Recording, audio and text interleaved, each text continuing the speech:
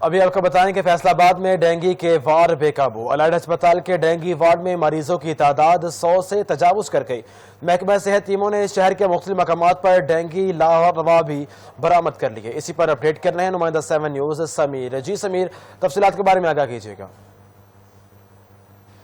जी बिल्कुल, देखिए फैसलाबाद की अगर मैं बात करूं तो फैसलाबाद में डेंगू से मुतासिर होने वाले मरीज जो हैं वो उसमें दिन ब दिन इजाफा होता जा रहा है। फैसलाबाद के इलाइट अस्पताल में डेंगू से मुतासिर होने वाले मरीज जो हैं उनकी तादाद में 100 से ज़ायद जो है वो इजाफा हो चुका है। यानी 100 से ज़्यादा मरीज जो हैं वो इस वक्त फैसलाबाद के इलाइट अस्पताल में जो है वो एडमिट हैं और ये दिन ब दिन मरीज जो हैं वो इससे मुतासिर हो रहे हैं।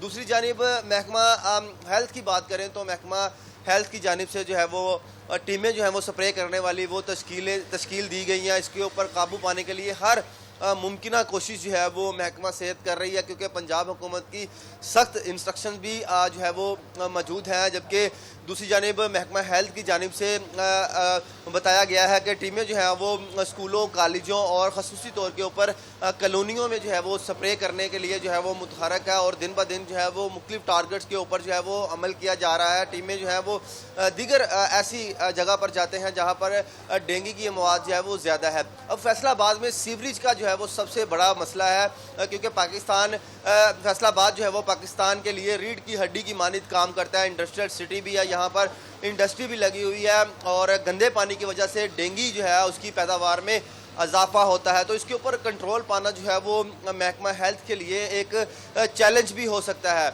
दूसरी जानिब अगर मरीज़ों की बात करें तो इस वक्त फैसलाबाद में 150 से 100 से ज़ायद मरीज़ जो है वो एडमिट है और ज़िंदगी की बाजी जो है वो खेल रहे हैं। वहाँ पर जो है वो एडमिट होकर डॉक्टर जो है वो मुख्तलिफ जो है वो एहतियाती तदाबीर भी शहरियों को बताते हैं कि गंदा पानी जो है वो अपने घर, गली, मोहल्ले में खड़ा ना होने दें।